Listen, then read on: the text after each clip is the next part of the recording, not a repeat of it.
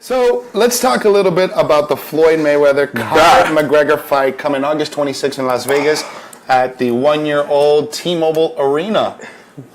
This has been a match that we started talking about this last year. It's been building up for years now. So it's never gonna happen. The ego's never gonna line. The money's never gonna be there. Yeah, it's official. So I want to ask you: is it too late or is it the right time?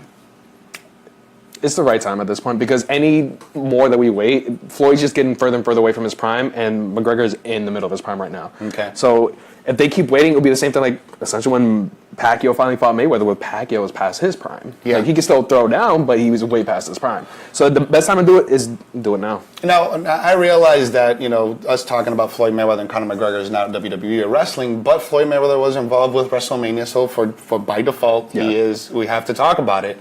Floyd Mayweather, by far one of the greatest boxer of all time, best defensive fighter probably of all time. Yeah. You got a Conor McGregor who's a nasty striker. Yep. Who has the edge in this fight coming August? Floyd. They're in his house. I'm pretty sure he handled the stipulations when it came to like the size of the gloves and all this stuff. Obviously, he has a location. It's basically in his hometown, so he kind of has home field advantage in being in Vegas. To me, it is a money grab, but I was actually talking to some of my friends, some of my fraternity brothers, like, why not just make it a best-of-3 series? Because everyone's saying, you know what, it's not fair to have a boxing match when, Conor is a decent striker, but he's an MMA fighter. So why do we do one in boxing, one in MMA, one in the ring, and then to settle the difference? Yep. At WrestleMania, book it. At WrestleMania 35, you should have Conor McGregor versus Floyd Mayweather, and it's not going to end. It's going to be no contest, so there's still going to be 1-1, and everybody's happy, everybody makes money. Vince, if you're listening, if you're watching, Triple H, if you're listening, watching Creative, listen to us. Just give me like 1% at that point. Like, yes. give me a little bit of a taste of the action for bringing this idea to you. But trust me, everybody makes money, everybody wins. If anything happens out of this fight, it's probably going to be the most watched fight of all time. And I'll tell you why, because both of these guys know how to promote a fight.